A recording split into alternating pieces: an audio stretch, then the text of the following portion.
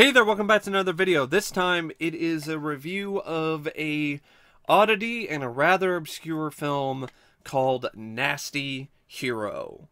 Every dog has his day. And this movie is a dog. This is really not very good. And that's disappointing because I was curious about this one. I think I saw the trailer for it on one of my VHS tapes a while back. Looked kind of promising. I remember seeing the poster, the cover art, and I was like, oh, what is this? Nasty Hero? And there's this guy who's got this cool looking arm brace on. And I was like, oh, this looks interesting. Looks potentially promising. And finally got around to watching it. And I will say this. It wasn't a total waste. I've seen much worse films than Nasty Hero. But it was a very weak movie. And honestly, the title should not be Nasty Hero because this movie is nowhere near nasty enough to warrant that title. It's Weak Hero because it's weak sauce. Now, this film is directed by Nick Barwood, who would go on to do nothing else after this movie. And to be honest, I don't think the direction is really that bad. For a direct-to-video movie, I've seen much worse. Probably was made for a budget of like what, $1,000 or something. It's not really. This is not a big budget affair, and I thought the direction was all right. It was okay. I thought he did a good job with lighting. I thought he did a really good job with sequences that involved some precarious stunt work, like a car hauler chase scene, and a sequence that's dealing with a people mover.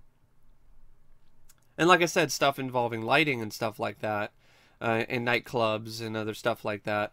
The direction actually wasn't really the film's problem.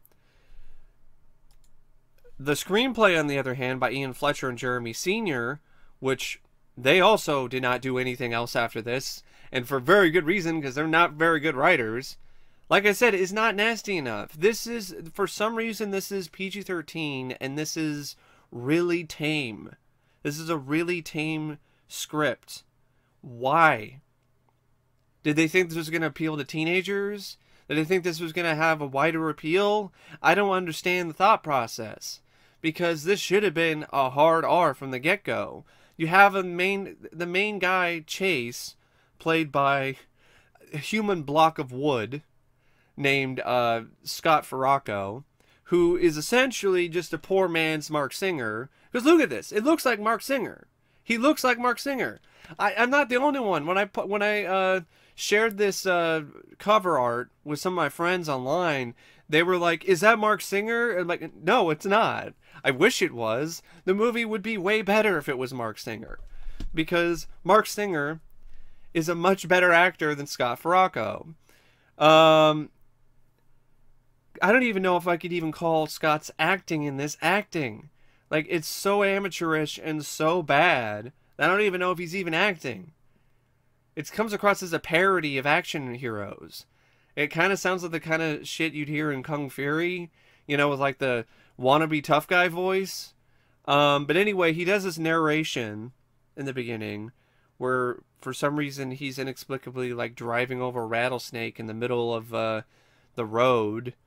And he's mumbling his way through the lines, and he's saying, it's time for me to get nasty.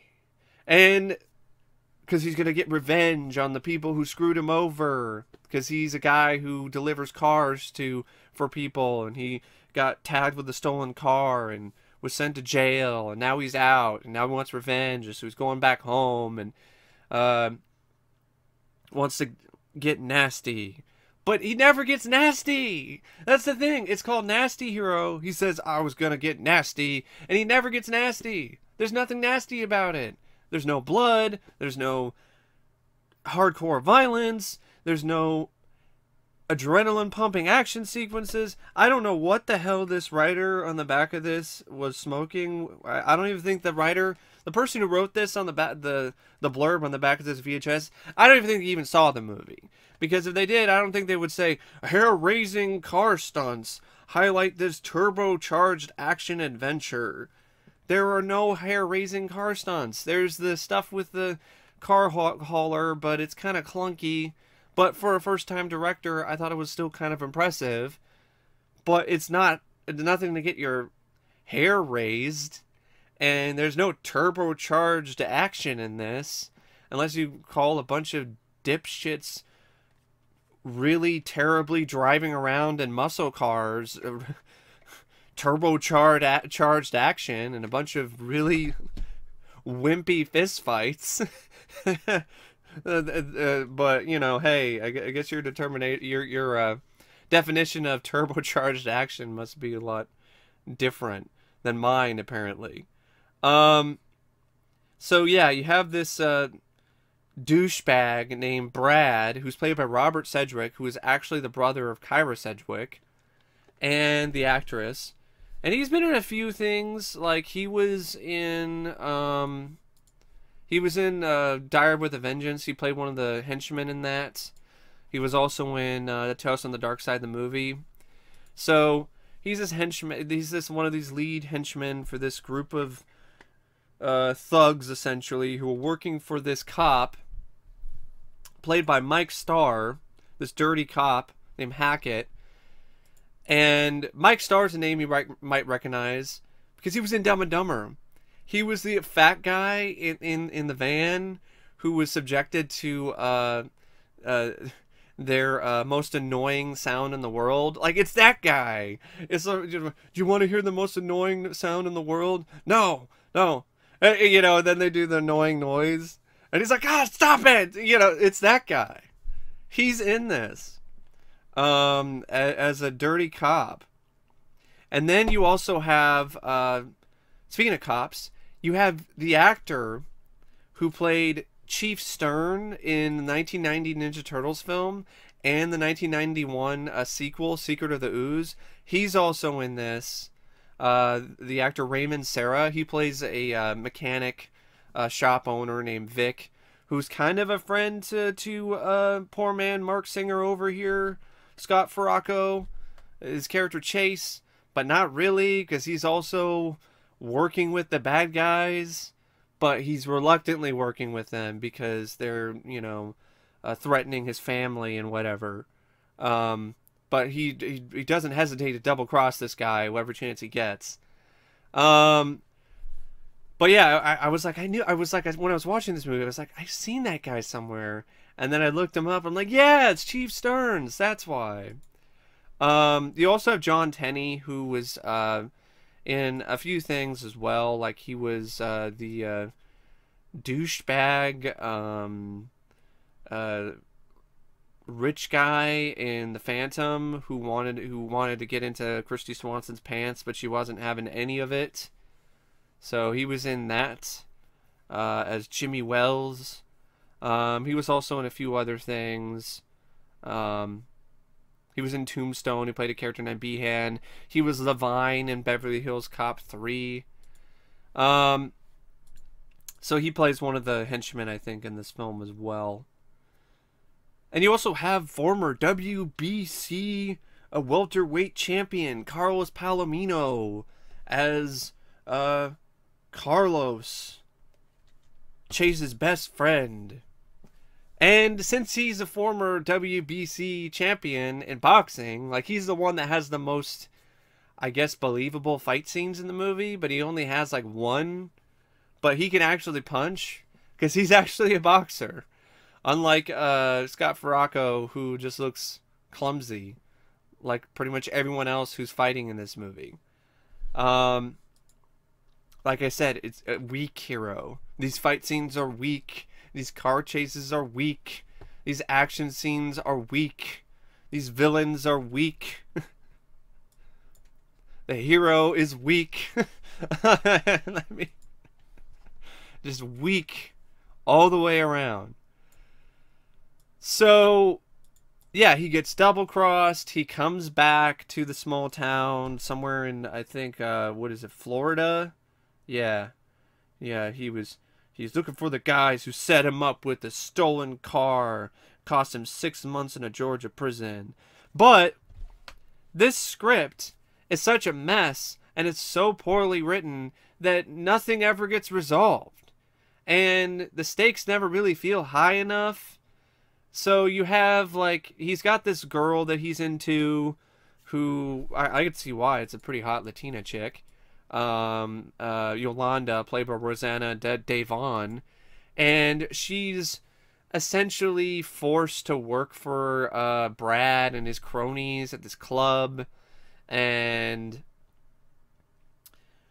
eventually she gets the clue that this guy's an asshole when he's trying to rape some other girl that he was with. And because she breaks off from him, and so does the blonde, that leads to the other girl that he was with earlier in the movie. He decides he's going to kidnap them to try to get Chase to come over and return the cars that he took, because they asked him to take this car hauler full of stolen cars. They're going to try to set him up again, but they failed miserably because they suck at their job, and so does the dirty cop, played by Mike Starr. And it just builds up to this really lame climax. It's like, they say, when the gang kidnaps and chases girlfriend, the stage is set for the climactic brawl in a contest where there's no prize for second place. There's a climactic brawl. Climactic limp-wristed scuffle. That's really a better way to describe it. And it's a waste of potential in terms of this cool-looking arm brace. He does nothing with it. He punches a guy once down the stairs, maybe hits another guy, and he only has it on because Mike Starr broke his arm. So it's a brace to keep his arm together, which is cool and unique, and I like it. And uses it to block a metal pipe from some guy who's trying to fight him. But that's really about it. He doesn't hit anybody, like, in the face, square, break noses. Doesn't punch a hole through anybody. Doesn't, like, punch somebody until they're bloody. There's nothing like that. Like, it's such a missed opportunity for this guy with this cool-looking arm brace that's, like, made out of metal. Like, why, it's, like, the selling point for the fucking movie. On the cover and on the back, and he does nothing with it. In fact, with the climactic brawl with Brad in the People Mover, he actually takes it off. And all he does is just handcuff Brad's ass to the side of the People Mover and leaves him hanging there. I guess he died of exposure. The dirty cop doesn't get anything. You don't even know what happens with him. I don't think he got any comeuppance. I don't think he died. I don't think he got arrested. I don't think anything happened to him. Other members of the gang just got, I guess, humiliated and got their asses kicked, but are still alive. The movie ends as if it's like, oh, he defeated everybody, but he didn't. So for all I know, like, the cop could still go after him later because he's still around. He's smiling because he's got his girl back and he saved his friend. But, like, dude, like, you didn't take care of business. You didn't stop anybody. You didn't clear your name either. There's no police that have figured out, oh, yeah, you're innocent. You got screwed. These guys are the ones that stole the cars. And it doesn't make it, because the script actually is trying to build it up as if, oh, we got to take him out because, those cars, and we got to take those cars out because they're proof that, we set them up. And nothing ever comes from that. And of course, there's a scene in this movie, which there's a lot of scenes like that in the 80s, to be honest. It's very homoerotic. There's a scene where Chase and his friend Carlos are, like, shirtless, and they're exercising together, and they're all oiled up and shit. It's like, I was just waiting for them to, like, bang. Like, what the fuck? Why are you oiled up and shit and, like, fucking watching your friend do sit-ups?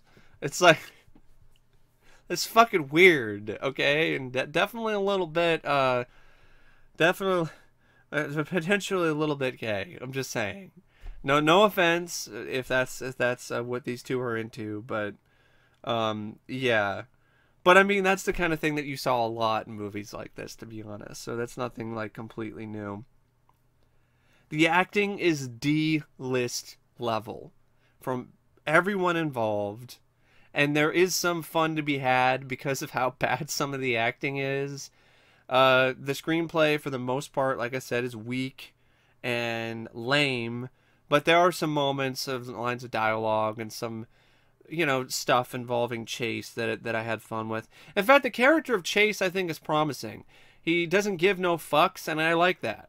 I like it. He doesn't give any fucks. He's like Shane walking into this town, and there's potential with that character. It's just wasted because Scott Feraco is a waste of space. He's a waste of acting ability because he doesn't have any. He doesn't have any. He doesn't have any acting ability to waste. So it's a waste of acting ability because you could have casted somebody else who could actually act. Like, you could get maybe Clayton Roner or somebody who can actually act and has a personality, because this guy is nothing. He's none of that. Can't act and has no personality. Other than some early roles from some cast members that you might recognize from other movies in the future, and a couple decent bits of stunt work, and a alright rock synth score, and the idea of the arm brace, and the some of the so bad it's good fun with some of the dialogue and some of the stuff that Chase gets involved with. The rest of the movie is honestly pretty boring and not very thrilling, not very exciting, and not very nasty. Yeah, I definitely feel that this movie is something that could be remade. Like, I would actually like to see a remake of this. R-rated, much better actor in the lead role, keep the title, maybe even move it to a post-apocalyptic sort of setting. If not, maybe just keep it, like, maybe put it maybe in the near future or something. Have this guy with the arm brace, maybe make it somewhat cybernetic or not, maybe not. Have him use it more. Maybe even put a gun at the end of it. Have him punch people in the face, break jaws off, punch people's eyes out, punch through people's chests. Have him have like a souped up car with, like, kind of like the Mad Max car from Road Warrior with like a minigun or something on it. Excuse me. Apparently I'm allergic to this movie's bullshit.